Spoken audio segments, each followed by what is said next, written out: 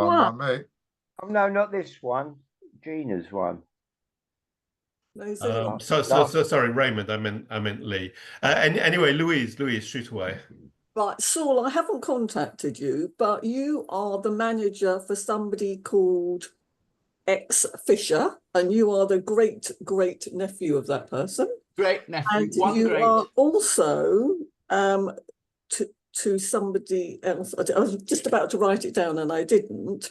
I think it could be through my Rosenhead line. Name doesn't ring a bell. Which platform are we talking about here? Ancestry or Both. MyHeritage? Both. Right. Okay. So Evelyn Fisher. I didn't want to say her name unless you know, obviously. That's fine. Evelyn Fisher was my great aunt. She died at the end of 2019. So she's 105.6 to my late mother with a longer segment of 37. Let me bring this up. Hang on. They are Leeds families, Leeds. Yes, Leeds, absolutely. Well, both of Evelyn's parents. Evelyn was my grandfather's sister. Yes, both her parents came from Leeds, absolutely. So that's a good thing. So I had one line only, my father's line in Middlesbrough, but I had all my great-grandparents from all my other lines in Leeds. Okay. So my family went to Leeds before 1873, the Rosenheads. Right. The Goldmans went about 1880 or something. So I think it's a Rosenhead line. Or it's Rosenhead Goldman line. Are we talking about matches to your mother here? Yes, Estelle. It's 106.5. And I think on Ancestry it's 95 with the longer segment 38. Oh, 95 on Ancestry is not particularly high, is it? Hang on, so Estelle, let's see.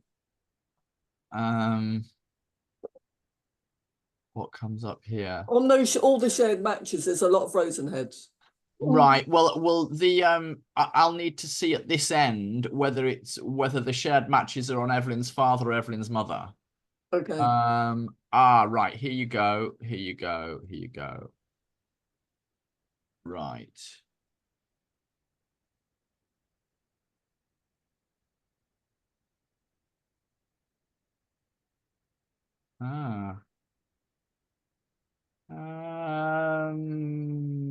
Don't recognize the tree. Shared matches are. Go on, let's have something really obvious. Yes, right, okay, you're on Evelyn's mother's side. Great, good, okay. Ooh, 119 with Roger. Right. That's a bit exciting. Now, why are you 119 with Roger? How old's your mother, can I ask? My mother passed away 3 years ago. She was born in Leeds in 1927. Her father was born in Leeds. Sorry, yes, I should have got that from the tree. Right. Wait a second. No, yes. And lots of us all over the world have done DNA, including, because of Pro Tools, we've now found two new well, we knew there were Rosenheads, but we've now connected with two Rosenhead lines through Pro Tools. Isn't Pro Tools just the greatest thing? Brilliant. I mean, I know, like, we're all crazy, right? Because we're all genealogists, but we can just say Pro Tools is just the best. It's like, right. So on page 4 of Pro Tools, my sister's doing my brother-in-law's tree. So we went down and then, page 1, the right-hand column was 30, 20, 30, 40. And on page 4 was somebody who was 100 and something centimorgans. So we looked at his name, Oliver, and he has XYZ in his tree. And my brother-in-law, his 2 cousins have all taken DNA. And one of the cousins was told, you must not go out with. And of course, they're all DNA'd. And this other person, we know what the name of that family member is, but we just got to find out who as the one who's done the naughty deed. Ah, brilliant. Love it. Love it. Right. I'm excited about the fact that you share 119 centimorgans with Roger Rose. My mum, yeah. Oh, sorry. Yes, your mum does. She was born 1927. In Leeds, yeah. Roger is a generation below that. So we're going to put Roger in there. Where did he come from, Roger? Roger's Leeds. It's all Leeds. It's all Leeds. That's fine. All of these, all the shared matches that you have with Evelyn, they are all part of the same family. They're all the Rose family. Evelyn's mother was a Rose. She was one of 12 kids.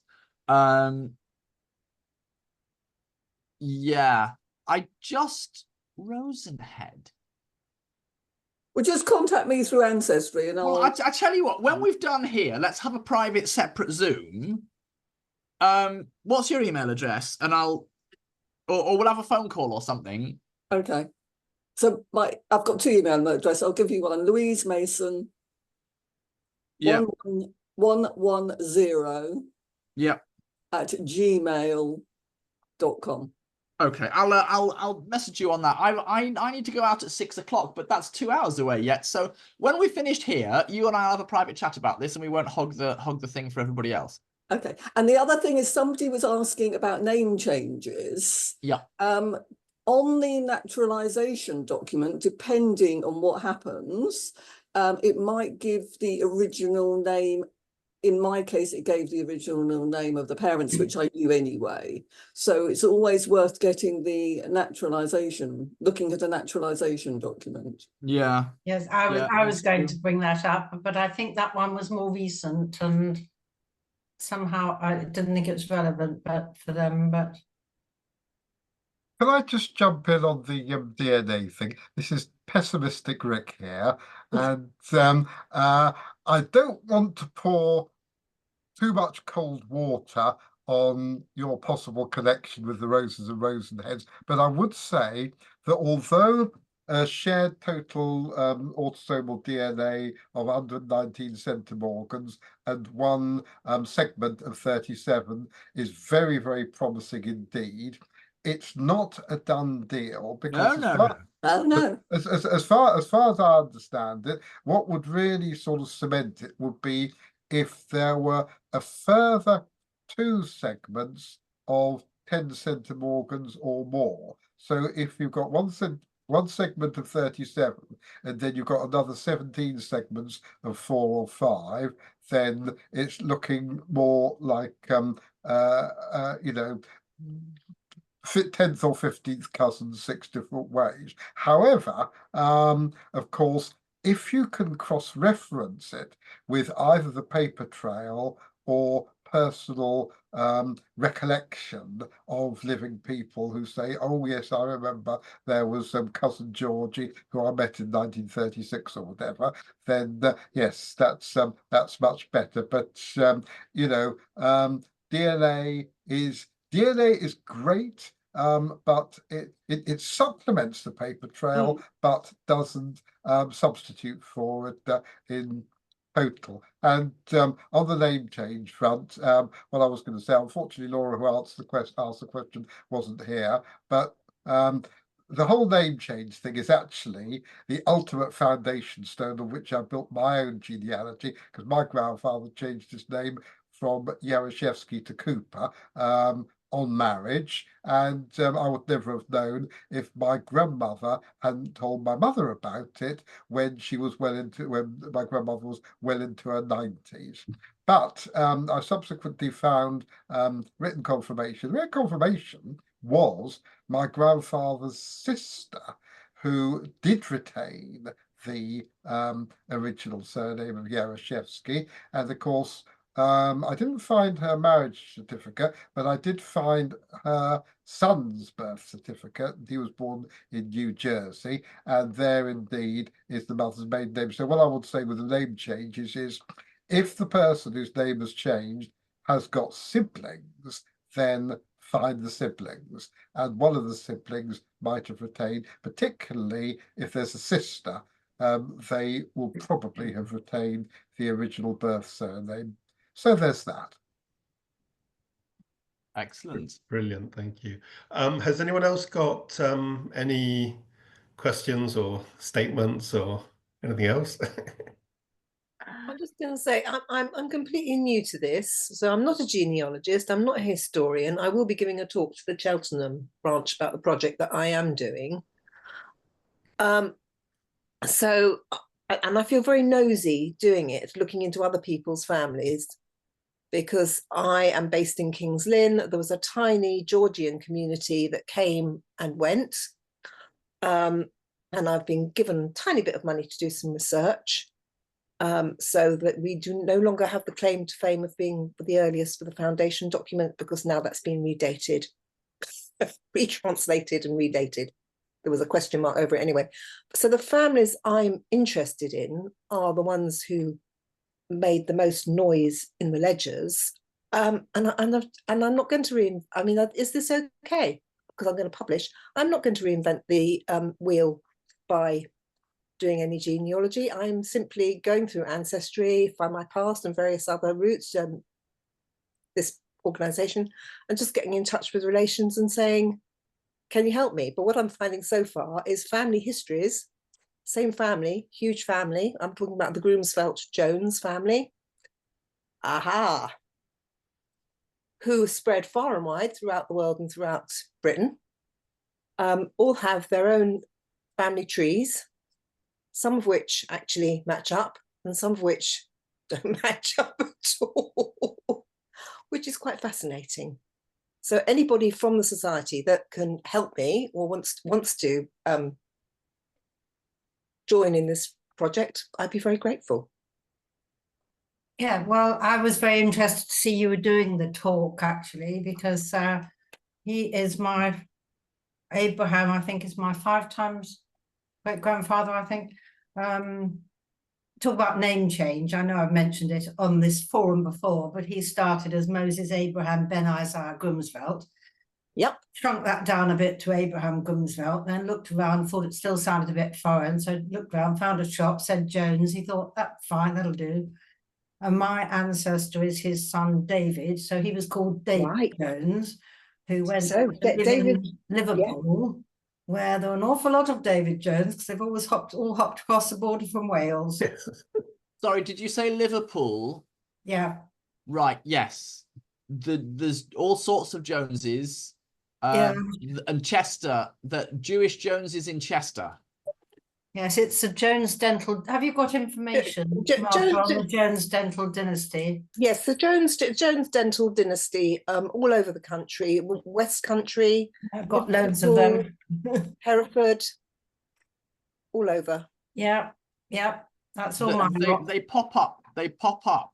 I'm just wondering. So Jones is a Jewish name, a Jewish surname now, although some of the Joneses, of course, lost their Jewish roots on the way. And yes, because I've got somebody, because it was coming up on Ancestry at that, and I followed one of David Jones's granddaughters, converted to Christianity and became a missionary. And John, I think it's John Jones of Cambridge, dentist to the aristocracy. Jewish roots. Very much looking forward to your talk. I don't know how much I have no idea how much I could help you. And I have to say, so far, with other families' roots as well, it's been fascinating for me. I almost feel I have an adopted family now of De Passes and Jones and Seagulls and Levi's. Hang on, De Pass. I've done some work on De Pass. A load of stuff on that. Can I get in touch with you, Saul? Yes, I've got a little bit of money, not much. Yes, right. No, yes, in that order. I wrote an article called Pass the Book. Because it was one of the ones, you know, I said that there were a load of old books in Shul and I was repatriating them. Yes. I might blow your head off with this if I can just find it in just a second. Old Mahsorium de Pass. That's Hannah Jones. Yeah, I My didn't 2 times great grandmother. didn't remember there was a thing. Hang Lovely. on. This No, is all. I think I've been sent a photo of Hannah de Pass earlier today. Mine's Hannah Jones, who was my 2 times great grandmother and married Abraham Meyer. Right, hang on. They'll be on a tree I've got. I'm just trying to find the right thing. What I've got is that. Where's the share button? Share that. And it's Levy's and de Vries's, but it all comes from de Pass. And I wrote an article about this book before I repatriated it to the family called Pass the Book. And they all come from, there's a tree, Pass the Book article. So are they the Daniel de Pass or the other de Passes? Daniel and Rachel. Hang on. Oh, Daniel and Rachel, my people. Right. Let me share back that one.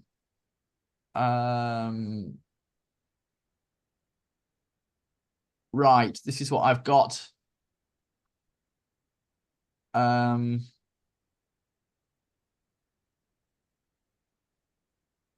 I can't remember where it connected, but Mitchell. Is there a Mitchell line? Yes, there might. Oh no, not for that family. Not I've on- got, not I've got on a Mitchell there, with the Levi's. Yes. Where do you come into the equation, Nasha? Orphaned cemeteries need adopting, and so I sort of became an unofficial custodian, and then the Board of Deputies said form a Friends Society and take it over. And so I did, because it's got to be sustainable. I'm not going to go on forever. And then people ask questions. People from King's Lynn ask questions, and I need to find answers. So I started to find answers, and I'm calling it putting flesh on the bones. It's a sterile cemetery otherwise, and who are these people? And Yes. also for the Jews, there are still some Jews living in King's Lynn. It's our focal point. We don't have a synagogue. We don't have a meeting place or anything. That is the place where people come whenever we're open to talk about Judaism. So that's good for it's good to prevent anti-Semitism, and it's good for Jews to know that they can come and feel that they belong, and then we can meet up in each other's houses at other times. So Fantastic. it's a heritage thing. Of course, there was a Frank de Pass who won the Victoria Cross in the Same first one. family. Same family. Yeah, and I'm thinking with Armistice Day and of course the Ajax Parade coming up, very topical. We have a cutout of him at my synagogue, Bevis Marks, and as Raymond has just posted in the sort of Sephardic group, we have the Pass researchers. I don't think we ever got the family back to Spain and Portugal. Let me just see if I can see in my notes. They're original brokers at the stock exchange, aren't they? In 1690 something. 97, according to my article, apparently. I'm just looking at it go. now. And I think that's the thing that I found. The only 2 articles about the community in King's Lynn are from Malcolm Brown and of course Cecil Roth. And they've got things that I've since found out are just incorrect, and then everybody else is cutting and pasting and citing. It's like you talked about the family trees, and it's the same incorrect messages going on and on and on and on. So I thought it won't be the definitive publication, but it will just be putting a few things right. There's a lot about the Pazes in the early accounts books of the Spanish and Portuguese congregation. It's difficult because the name Paz can have multiple meanings, so it's quite difficult to research. They seem to have a Spanish spelling. I'll just look at the Portuguese. They were originally Shalom, weren't they? I'm sorry? The name was originally Shalom. I doubt it. And then they changed it to De Paz. No, I mean, the Paz will be a name from the Iberian Peninsula. Okay. The Shalom connection could make sense because, of course, Shalom and Paz, peace. So that could be a Kinui. Could have been. Oh. But it's speculation, pure speculation. Okay. Marsha, I found this now. I found the connection here. Now, right, the owner of the book, the original owner of the book who wrote in it, she was Isabella Mitchell, 1817 to 87, who was one of the daughters of Rebecca de Paz, circa 1792 to 1823, unconfirmed, who was the brother of Daniel de Paz, 1795 to 1857. Okay, so that's the son, yeah. So Daniel who married Rachel. Yep. This book that I had and repatriated to a descendant descends from, it was owned by Daniel's sister. Daniel's sister, Isabella. Daniel's sister, sorry, no, it was owned by Daniel's niece. Daniel's sister was Rebecca de Paz, who married Michael Mitchell in 1810 in London. And their daughter, Isabella Mitchell, was the owner of the book. She had no children, but I repatriated the book to a descendant of her sister, Hannah Mitchell, who married Joshua Hans in 1839. And somehow they ended up in Liverpool. Oh, because Hannah Hans's youngest child, Hannah Hans, Hannah Bat Hannah, which is a bit confusing, and she didn't die in childbirth, married Julius Jacobs, and we go down the Jacobs line, and that's Jacobs's of Liverpool. And that's how we end up with Jack Epsley, who I knew and who I used to sit next to me in school. Oh. I'm just waiting. I'm just waiting. I'll send you all that. Give me your email address and I'll send you all that. Okay. Do you want it now? Yeah, why not? It's easy. Okay. For anyone else who has anything they want to help me with, my email address is MARSAP. Yep. 39. Yep. At iCloud.com. Okay, thank you. But I've been back to the London archives and had a look at the original minutes books and treasury accounts, and there's so many interesting little stories in there that previous historians have not bothered to publish. Disturbances in the synagogue, and what else is there? Oh, the contract for the new cantor, all sorts of things that are really quite fascinating. And the days of the week that the meat is to be slaughtered and kosherly done. It's really fascinating. Brilliant. I'll So share. thank you.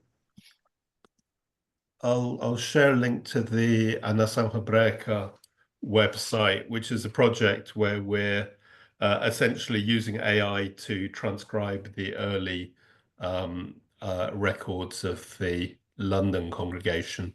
My guess is that De Paz, Alvarez de Paz, but who may or may not be related to me.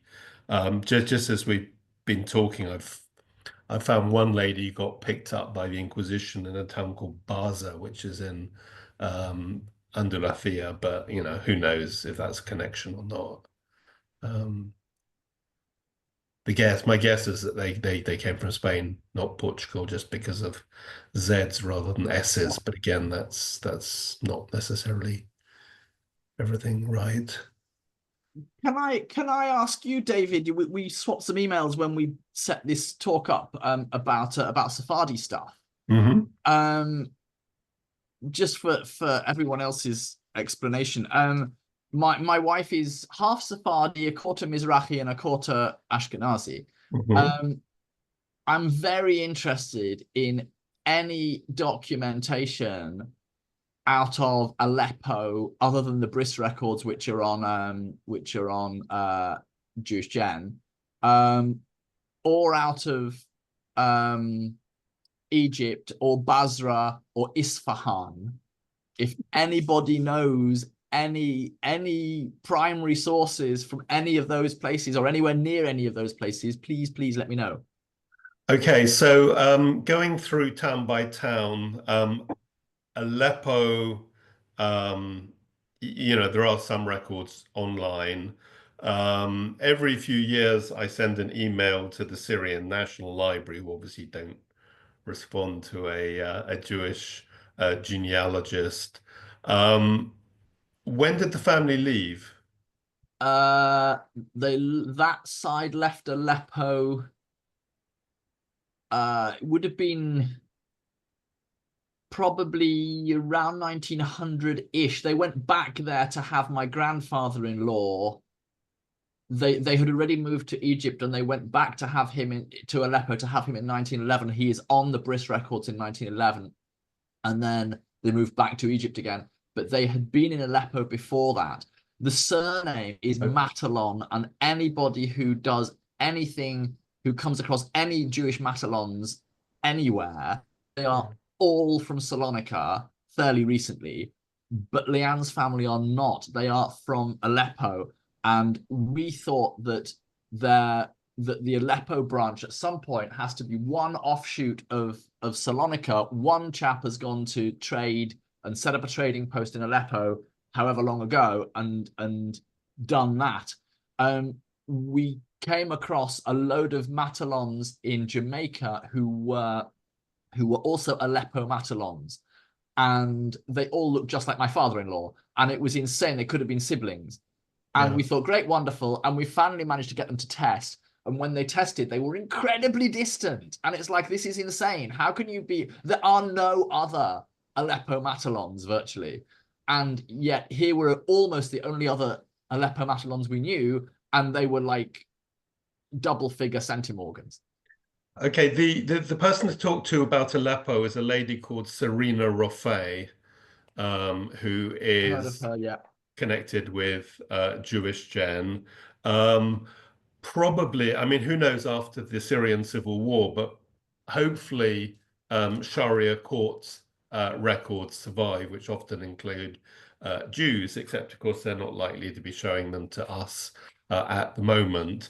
There are also likely to be Ottoman records held in the Ottoman State Archives in Istanbul, but probably also copied to the Syrian National Archives, but first of all, they're not likely to allow us to see those either.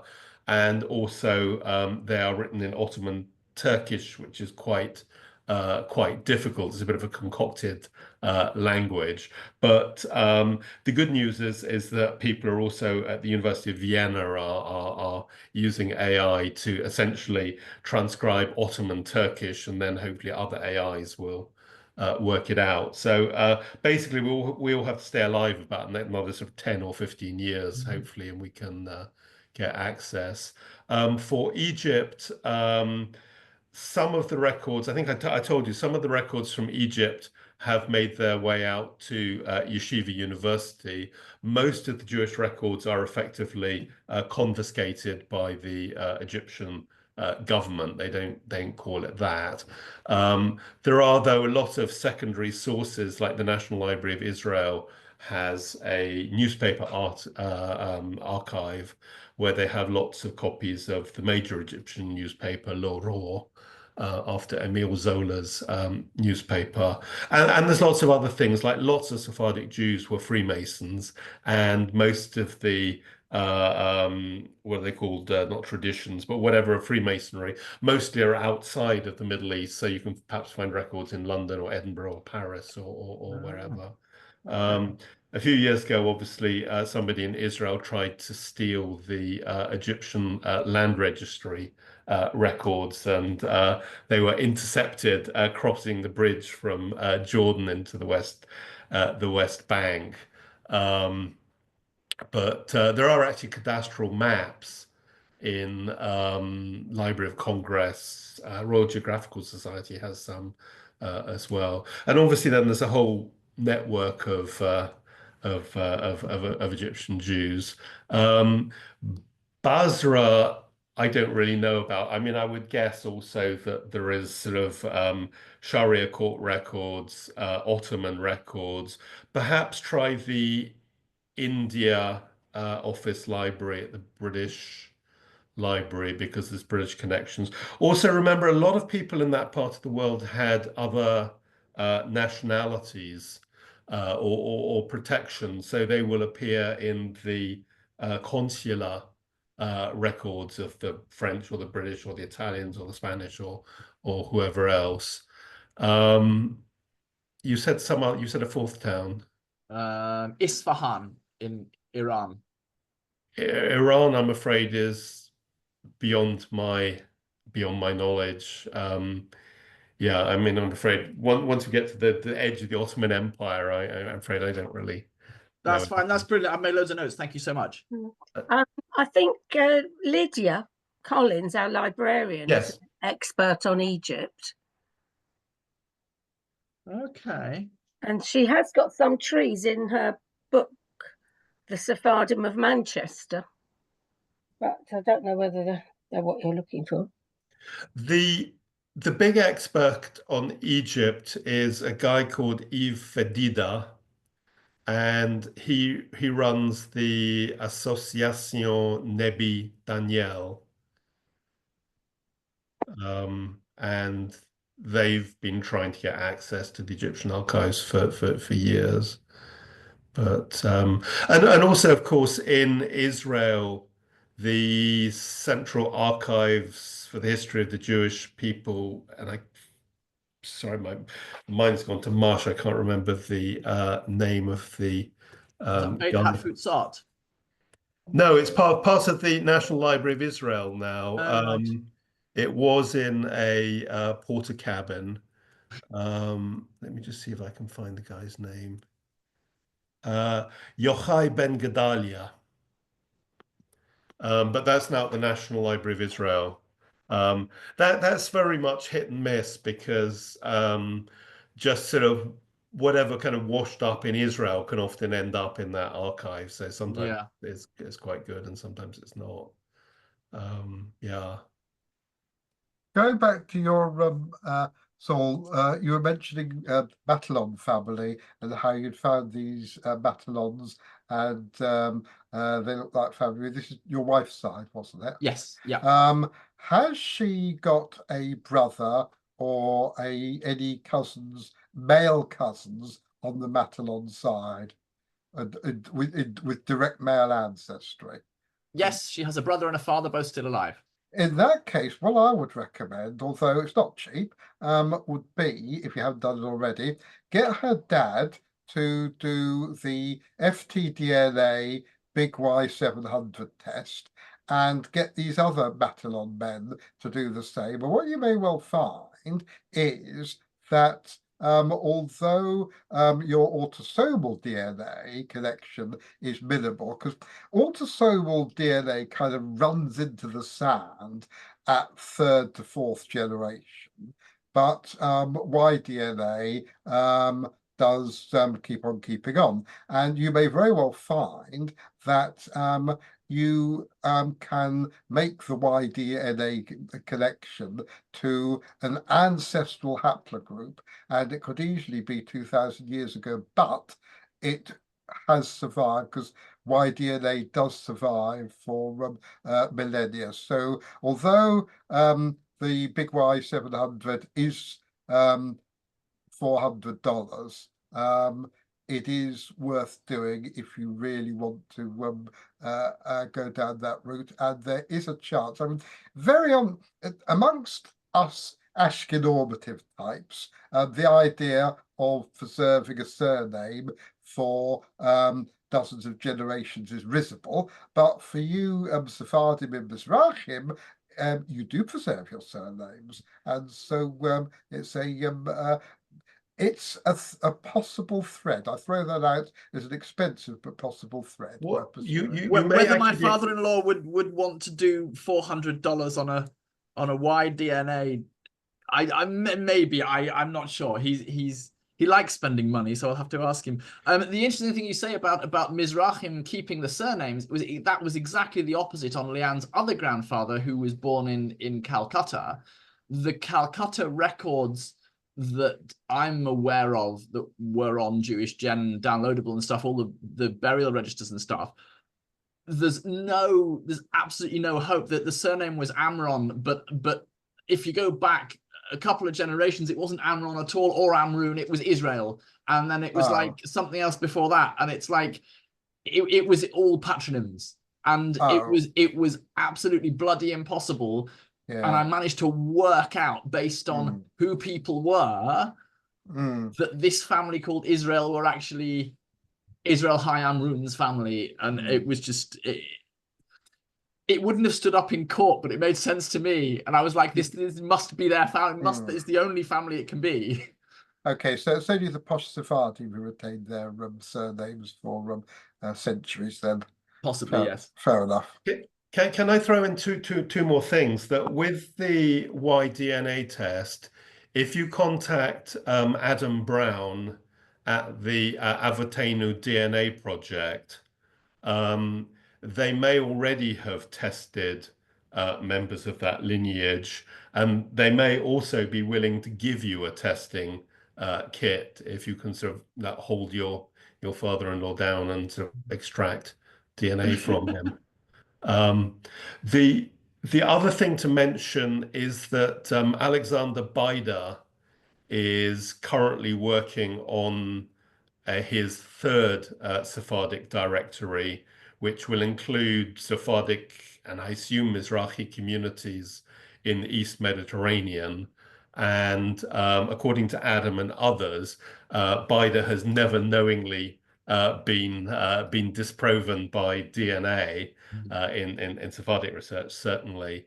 And I don't know when his book is coming out, maybe next year, but he's really nice. He might be somebody to speak to, because he is very good at sort of rabbiting out sources. Alexander Baida is absolutely brilliant. I was privileged to meet him at the international conference back in 97, I think it was, in Paris, and he is just such a nice guy and absolutely brilliant. And the genealogical community will be immeasurably poorer without his work over the past 30 years. So go over to him. And sorry, one other thing whilst I'm thinking is that the French Jewish Genealogical Society, the Cercle de Généalogie Juive, is always very good on anything from around the Mediterranean. So maybe speak with them. I don't know, Alain Nedger or somebody else there.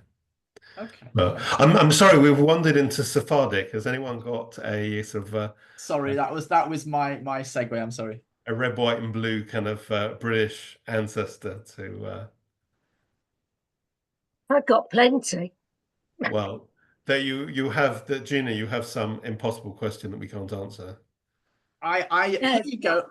Here you go. I've got one. Sorry, go on, Gina, go first. I'm plugging the. I'm poking her. No, I've got one query in my family tree that I discovered partially what it was. My great grandparents, my Mark's great grandparents, had adopted a child who was actually, let me find my tree now. I did have it open here. Tree. He was actually a child of one of their children, and the mother, who was the mother was the Marks. Sarah Marks married a Mark Jacobs, and she died in childbirth, and the grandparents took over the child, and the name got changed through the censuses. I saw it. He got changed gradually from Henry Jacobs to Harry Marks. or vice versa, Harry Jacobs to Henry Marks. But he's disappeared. I found him on several censuses and then he's gone. And I can't find if he married. I can't find a death. When was this? You're gonna have to excuse me. Don't Stop the recording. Oh, the child was born 1874. I think that, no, maybe that's not the right one. Mark Jacobs, Sarah Marks.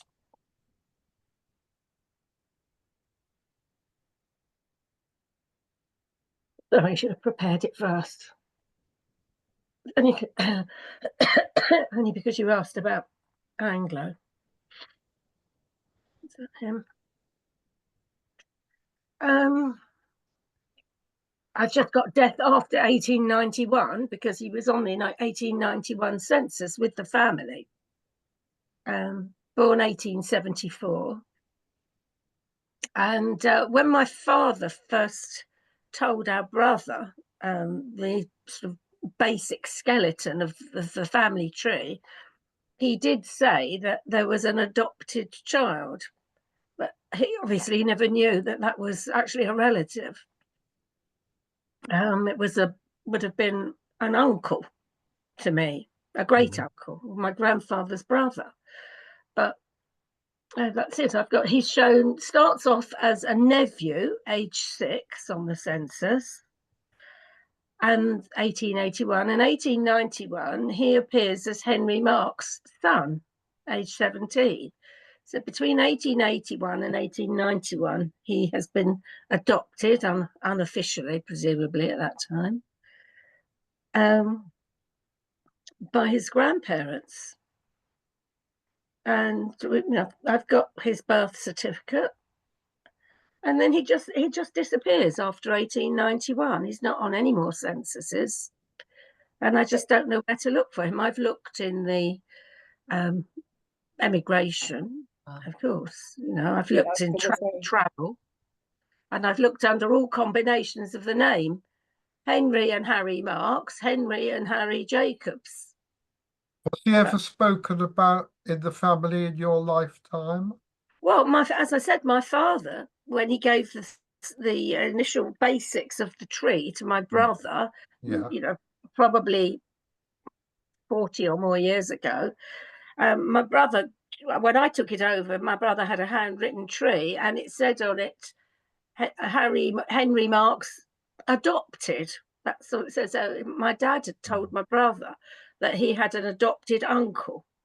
But your dad didn't sort of actually say, oh, yes, Henry, he went to South Africa or he married out and there was a broiker, so we never saw him or anything like that. Those stories like that. Nothing at all. Not a single clue. I mean, it does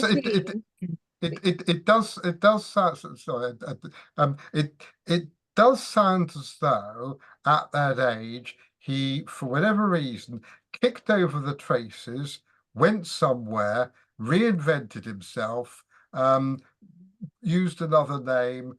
It could have been abroad in foreign parts. It could have been somewhere in England. It could have been even somewhere else in London. It's a big place with a lot of people. Yeah, I found an admission into the Jewish Free School in 1885. So he would have been 11 then.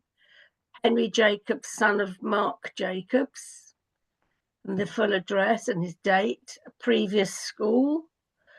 And as I said, that's right up to 1891. He's on the census with my grandparents. With your, did you say he was adopted by your great grandparents or by your grandparents? No, by my great grandparents. Sorry, because he was a brother of my grandfather. Okay, we're going into Saul's territory now. Have you got your great grandparents' will, and is he mentioned on it? Great grandparents' will. Sorry, Yeah, I of course. wasn't listening to most of that. I was busy scribbling centimorgan numbers for Louise. Shame on you, shame on you. So, my own great grandparents. Did they have Yeah, a will? his adopted parents, Yeah, my when great they died, now. they might have mentioned Yeah. either the husband or the wife might have mentioned him in their Yeah. will, and that will give you a clue as to what I have happened got to that's him. George Marks's will. I think I do have his will. That's going to give you a clue, and also, of course, the obvious thing, which is looking in the death records by for people of the right age with both his birth name and his adoptive name. I'll have another look in case something else has come up since I last looked, because that's always a possibility as more stuff is added. Yeah. Something may appear. It's what I always say, the old blunderbuss approach. You just got to shoot arrows in all directions. And Yes. see which one hits a target. Yes. Well, he's got to be buried somewhere, presumably, unless he went on a ship and fell overboard. Not if he was cremated. He doesn't. No, that's true. And if he kicked over the traces. To Scotland or to Ireland. Sorry? Could he have gone to Scotland or Ireland? That's hardly likely. I can't think of a single member of my family that's ever done that. Yeah, but if he kicked over the traces, he could have gone anywhere. That's the reason. Yeah, I mean, some of the Marks family went to Brooklyn, New York, and some went to South Africa, and I've got all those details of everybody. He's the only one that's done a disappearing act.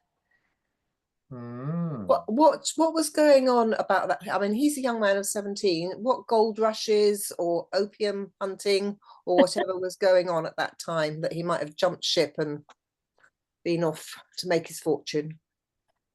He's gone to Ballarat or something, you mean? Yeah. Well, it's the late 1890s, isn't it? It's the general expansion of the British Empire, and adventurism, and we've all got in our parents' or grandparents' shelves books of boys' own stories and girls' own stories of boys of that age doing exactly that, going to the far-flung corners of the empire, ending up as district commissioner of Uttar Pradesh or something. Yes, you're right. He was born 1874 and he's disappeared in 1891. Exactly. Well, he disappeared sometime between 1891 and 1901. Yes. Canada. I was thinking about Canada. A lot of my family went then from Leeds to Canada. Yes, but I have looked on the migration records on Find My Past and Ancestry, and I said it's a bit complex because you have to look under all the 4 possibilities or more. Have you just done a search on Ancestry worldwide for somebody of that name born within 5 years of those dates anywhere in the world? I have in the past. I just haven't looked at it for a while. It was really David was thinking Anglo roots that I decided to Don't blame me. Worth having another crack at it, because in the past 5 years or so many more records have come onto I probably Ancestry. haven't It's looked at it unbelievable. for 5 years. I probably haven't. Worth a punt. Yeah, I will have a go, and I will inform you, Rick, if I find him. Wow. Has anyone been taking advantage of the 1939 free weekend with Find My Past? Well, I get it free on Ancestry anyway, but for no, not on Ancestry, on Find My Past, because the records have been redacted. Yes. That is a good thing. And adding to that, I was going to say, thank you for reminding me, Louise, the big one is next week, Yeah. when 1921. they're all free on Find My Past, including 1921. This is going to be my big chance. Sorry for jumping in again. This is No, going to be, correct. I've got it in my diary. It's in my. this is going to be my big chance to find Grandpa Alexander, the one who changed his name from Jaroszewski to Cooper, because he must have been in Britain in 1921, because he got married in 1922 and he died in 1929, so he's not the 1939. I've to be honest, at this stage, I don't actually know either his first name or his surname. Or all I'm going with is somebody who was born in the late 1880s or early 1890s, somewhere in the Russian Empire. I've narrowed it down to 515 people, and when it's free, I'm going to look at as many of those as I can and see if I can find him. Rick, I was going to offer to do it for you because I have the Find My Past subscription, but I'm not prepared to do 500 people, I'm afraid. No, I wouldn't dream of asking anybody to do that many. But thank you very much for the offer. What were you referring to about redacted 39s? Are you saying that they have unredacted some? Well, from when I last looked, yes, because I don't have a Find My Past subscription. Okay. I found quite a few of my Leeds, Middlesbrough, my father's first cousin I just found before, and she was living in Wales. She was living in Wales, but her child is crossed out. Her child is crossed out. Her husband was a doctor in London, so obviously she must have gone to Wales. So I've written to my evacuation. That's an evacuation job. Yeah. So I've written to my Welsh family because I've got the address and asked them, was that near any of the other family members in Wales? Okay. So 1939 is so good because it gives the married names of women who married after 1939 going, I think in some cases to, I'm not sure how far it goes up to, but at least to 1950, maybe even later. Much later than that. They were still updating them in up to about 1981.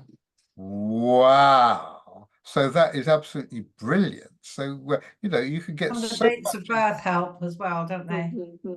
Yeah, no, it's absolutely brilliant. The dates of birth aren't always correct, of course, but they're pretty good. But I do a cheeky thing with the 1921 census. So what I do is, before I pay for anything, I look at the person and I know they're on my tree and I find them and it says Tom, Dick and Harry and 5 others. Okay. Yes. So then I know what the surname is. So I copy the heading onto a Word document. Yep. I write Tom, Dick, Harry +3. Then I obviously have found Tom. So I copy Tom's line. Then I go to Harry, and then I go to see Harry is living with Tom, Peter, and somebody else. Yes. Now I've got another name, so I change 3 to 2, and I copy that on. Yeah. Yes. When it's a big family, 3 names plus 5. Yeah. Then actually you can get an awful lot of information without paying. Yes, you can. It's not always 100%, obviously, but in real terms, it is not bad. And I found out quite a lot that way. And sometimes I buy it, sometimes I don't. If it's not a close, I mean, I've got 9,000 people on my tree now, so I'm not going to do that for my cousin's cousins. I saw a tree the other day, Louise. That's because my grandson was saying I got lots of people on my tree, which I don't think I have. There was a tree the other day that had 414,000 people. They've probably just copied everybody else. I'm sure they have, and I'm sure they had, 3 people called John. They and probably have. They just copy the whole lot in, don't they? Yeah. But Louise, thanks so much for reminding me about that little hack there, because that is, I've done that myself, and yes, it is brilliant. And it's a really good and useful thing to do, to find that so that you don't waste money. It's not much money, but it's irritating to do it 4 or 5 times and it's wrong every time. So the way you do it, you triangulate it like that, and you can laser in on the right person. So And what we actually You can did, still get caught out though, because before I had it extra on my Find My Past thing and paying in whatever vast sum of money it is, I was looking for my great grandmother who is widowed. I still haven't found her. I think she's gone off to South Africa actually, because her brother-in-law's also gone anyway. And I thought I'd found her in Birmingham with her two unmarried sisters. And she was Annie, and they're the two sisters and Annie. And I thought, great. But Annie was a maid. So he wasn't the right person at all. So I was really cross. oh dear, I still haven't found her. I don't think she's in England. Anyway, whatever. Is the 1921 going to be free as yes, well? it Yes, it is starts on, it will the start 8th to on the 11th. Friday the 8th.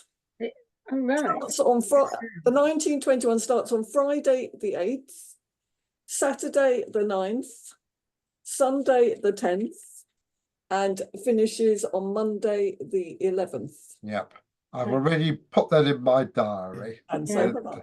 And it's quite recent. I mean, you know, I prefer going back in time than 1921 because I virtually know where all the family were at that time. But Well, it's who's living in the house, isn't it? It's who Yeah. extra, the brother-in-law or the... Yeah, and in the case Oh, of, yes, I did find something like that once before. Yes, I think. Oh no, maybe in 1939. I found one of my great aunts living with my parents, which I was surprised about. But obviously, that was. When was it? Just before World War II, wasn't it? 39. it was Register. it was just at in the the run-up. outbreak of war, so you don't get Yeah. all the people who've gone off to war. Very strange selection of people there. Does anybody else have any more questions or statements, or shall we? I've got one, which Go is on. it's come to me from the stuff I've mentioned with talking about with Louise before. Louise, you and I are going to have a proper chat after this. Okay. It's all Brzezinski. Yeah, Right, I thought it might be. I have this census here. Hang on. Share. Find it. Where is it? Green. There. Right. Can you see that one? I can now. Yes. Right. Okay. Let's find the annotation. So, oh, they've moved everything and it's all different, isn't it? Right. Let's have a thing. So this is my family here. Oh, The okay. Samuels is, right? Okay. Samuel, yeah. Two mysteries with this. This is 1881. Two mysteries. One, where did they come from? Dobzhin, lots of possibilities. And the other one is, what happened to Lewis? Because this is the last time Lewis existed and he vanishes absolutely into thin air. He's born here, he's born in London. This is the last time he appears. I can't find a death, marriage, emigration, anything for him under Louis, Lewis, Samuel, Samuels, all the things. So you've definitely not got him on the 1891 census then. I can't find an obvious match for him on that census, no. Okay, and you can't unless he changed his name or something, I can't find anything that seems to be him, and I haven't in the last 20 years. I mean, you've done the obvious thing, like different spelling of Lewis. Oh, or of course. if he went back to the original Hebrew of perhaps Lieb, or maybe Laser, or Eliezer, or I don't think I tried them, but these were very anglicized. They were here. Okay. He was born here in the 1850s. This family, Henry Samuel or Samuels, depending, they tended to add the S in later. He was Hanoch ben Shmuel, so he's taken the name Samuels.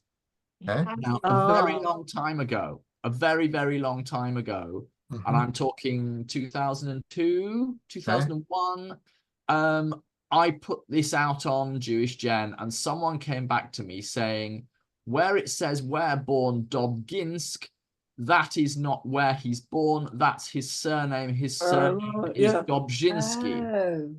And I have a website where I have called them the Dobzhinsky family. The more and more I think about it, the more I think that's absolute speculation, and there's no evidence for it whatsoever. I've just put ChatGPT's opinion in the chat for Right. Dobzhinsky.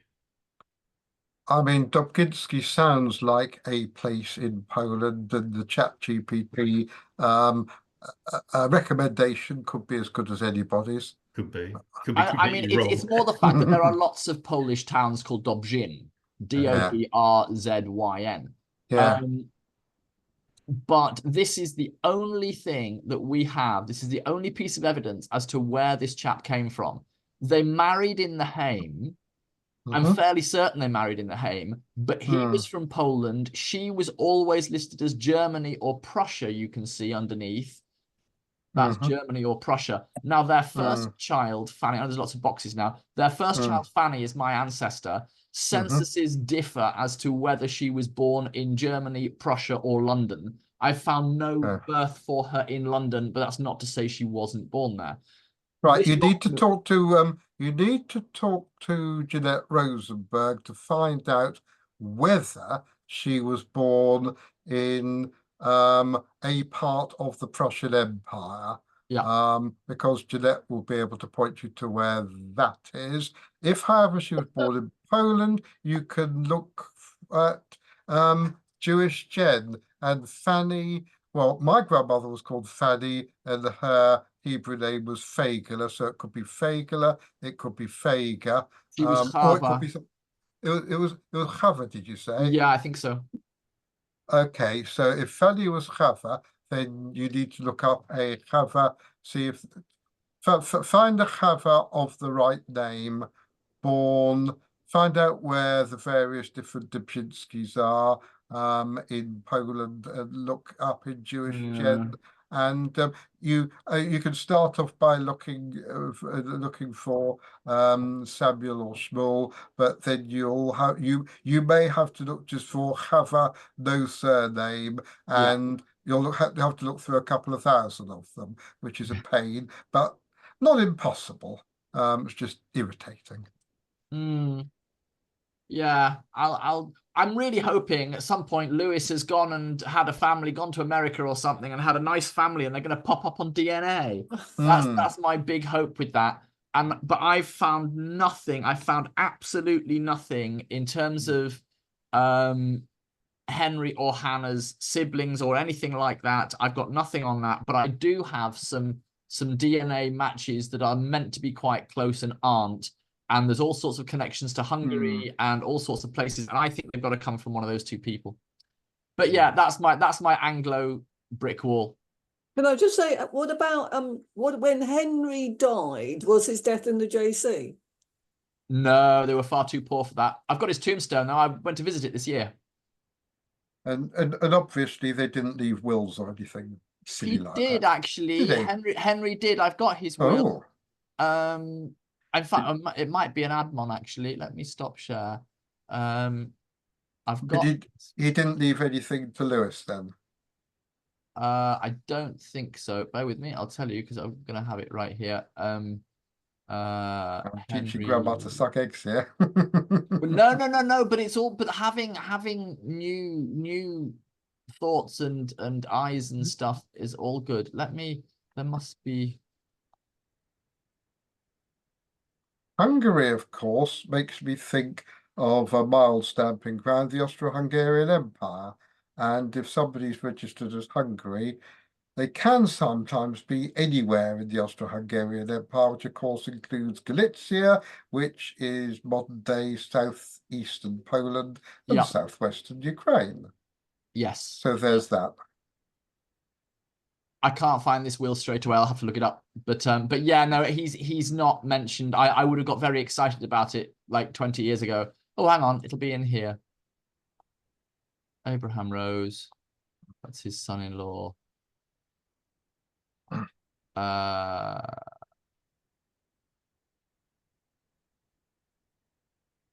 Rose. Oh no, that's his son-in-law and daughter. That's not them. I need to dig it out. Yeah, no, it's an annoying one, that one. But yeah. People think, and I certainly did, that professional genealogists had more skill than amateurs, and having been a professional for 21 years, I can say it's absolutely not true. There are plenty of good amateurs who are far better than plenty of professionals, and I'm always open to other people's thoughts and ideas, and I'm never afraid to go, I'm stuck, because we're all stuck. We're all researchers. We get stuck. Absolutely. And what's more, particularly people who are new to the game, they come in fired with enthusiasm because it's all new. And if they're younger, even better. And those of us who've been at it for a few decades, you know, even if we are still enthusiastic, we can get a bit jaded sometimes and miss things and drop a stitch or whatever. And so, yeah, it's always got two heads are better than one. And all important suggestions always welcome. And as I always say, like in my genealogical talks, there's no such thing as a silly question. Absolutely. It's merely something that you just haven't found out yet. Yeah. I just want to say thank you to everybody. You've given me hope. Yeah. And I look forward to seeing you all again at a later date. Thank you, especially thank you to Saul. I hope you, because I think you said you once were a member of the society. I hope you sort of rejoin. And I am. Participate. The society frustrates me because I renew my membership. I then don't get told that it's expired and find out 3 years down the line that my membership expired ages ago. I wish that the society would have a system like Schul's and other organizations where we just go on direct debit and you just take our membership each year. Well, I always get an alert every year. I mean, I'm a founder member, and every year since 1992, I've had an alert. It used to be in the post in the good old days, and now by email saying your membership is up for renewal. So yeah, there's obviously something happened. Maybe you didn't renew for perhaps 3 years, and they thought, oh well, he's not really interested. We'll save a staff. Something or it went in the junk mail or something. Probably, or something. Okay, before Daniel closes, just very quickly, Saul, to answer your very first question, which is help with Prince's Road, which I take an interest in because there, Prince's Road, Bevis Marks, and Middle Street in Brighton are the 3 most beautiful shulls in the British Isles, and that's a bridge I will die on. And the new West End. There is that's also beautiful, and there is an answer to your question of how you're going to keep the show on the road, and you're not going to like it. The answer is this: I think that, like my own shul, Portsmouth and Southsea Hebrew Congregation, Prince's Road is also an independent Orthodox Hebrew congregation under the auspices of the chief rabbi, but not in the United Synagogue. The United Synagogue is hungry to take over as many Orthodox shuls all over Britain as it can. It has got very deep pockets, and it will undertake to keep your shul going in perpetuity, provided that you give them the freehold of your building. And that is the price that you have to pay. And of course, once you're part of the United Synagogue, you do have to conform with their rules. You may find that if you say, we haven't got a Ralph to lead the services this Shabbos, they will send over a nice youngish Lubavitcher Yeshiva Bacher who may or may not suit your requirements. But the United Synagogue will keep your show on the road in perpetuity. But your shul may not want to go down that road. So I just throw that out as a possibility. I think have a word with Norwich. Have a word with Norwich. We were there a couple of years ago. We thought we were going to have to give in to United Synagogue, but we're still independent, and we managed to raise a lot of money to keep ourselves going. The only issue with our shul is we have a mixed choir. and they won't like us very much for that, and they may abolish the choir, which would in turn abolish the congregation.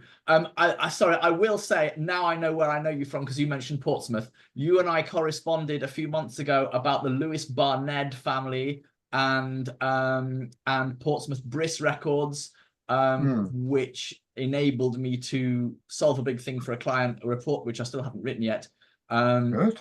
Yes, Israel Barnett was absolute Ganser in Liverpool, and he came from Portsmouth.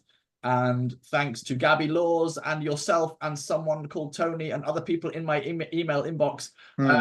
That's my brother. That's probably my brother Tony, and also Terry as well. Yes, who is a brilliant researcher. She is a lady, and surname's completely slipped my mind. But anyway, she's marvelous. There was a group conversation. Terry Bridger. Yes, that's it. There was a group she's conversation. Wonderful.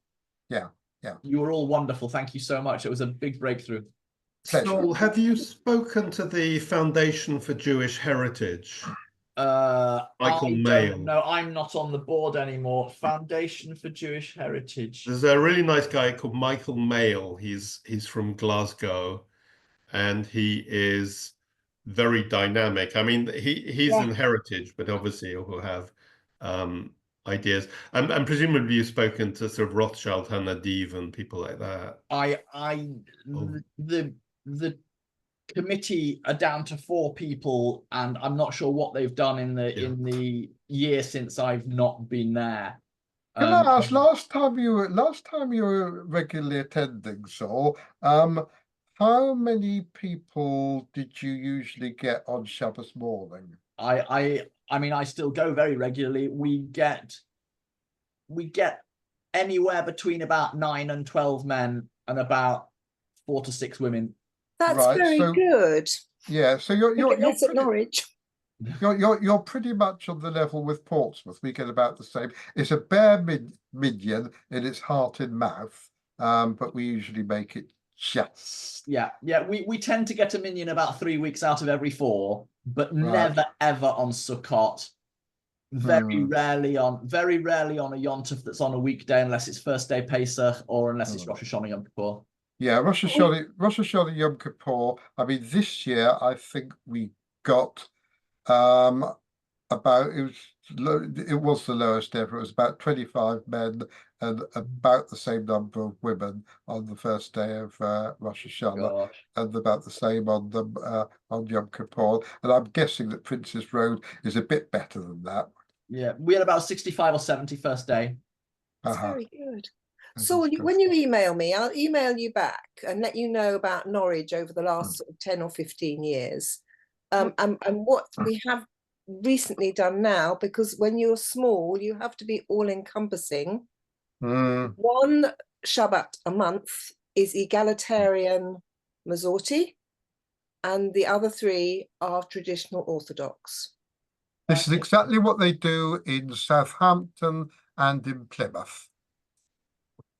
That wouldn't go down well at Prince's Road. Well, no, sometimes the old school have to start thinking about the future. And you've got a mixed choir. We have a mixed choir, but it came from 1941 when mixed choirs in Orthodoxy weren't a big problem. No, I think if we said we're having an egalitarian service, I think there'd be about 3 people who turned up. Yeah. Leanne says, yes, absolutely. It would be far more poorly attended than the normal services. Oh, well, interested. I can certainly tell you that, because my mother's, obviously I wasn't there, but my mother's told me that when she and Dad got married in Brook Green in 1956, oh yes, they definitely had a mixed choir. Yeah, no, and in fact, my mother's best friend, a lady called Bimby Lightfoot, was the lead singer.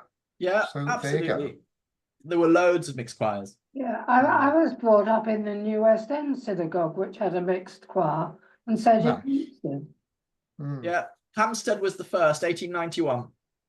Can I ask you if some of the Barnard family still go to the Portsmouth synagogue? Yes, they do. Well, no, hang on. No, I must get this right. Terry Barnard, not Barnard. My mother knew members of the Barnard family. Now, let me think. Yeah, David Barnard died very recently. He would be about 100 if he was alive now. And his son Simon, is a doctor. My optometrist. He's Sorry, also a cousin. Oh, right. Oh, well, yeah, absolutely. I come from a long line of Barnards. We've only been here since about the 1780s. Wonderful. Yes, the Barnard family. They're not actually in Portsmouth anymore. There's the sister who married David Seidel in Brighton. Yeah. And there's the brother. Yeah, Myron, beg your pardon. It's all right. Senior moments here. Myron Barnard, the last brother. He is still living in Portsmouth, and he's going to be carrying the Portsmouth Ajax banner at the Ajax parade in a couple of weeks' time. So yes, Barnard's in Portsmouth, very, very much so. Good. Sorry for that senior moment there. So yeah. So before we close the meeting, I think Lee always goes through what's happening on Tuesday. There's two. He did that. You don't want to hear it again. You can remember that far back. Gina. Talk about my meeting next week. Okay, let's talk about Gina's meeting next week. Let me just find it. No, let's quickly. There's on Tuesday. On Tuesday, there's 2 library sessions at Kent House in Knightsbridge. I'd be very interested for anyone who goes there if they know whether the Turkish baklava shop opposite Harrods has opened yet. Mehmed Effendi. It's really, really good. There's a branch just near Brick Lane as well.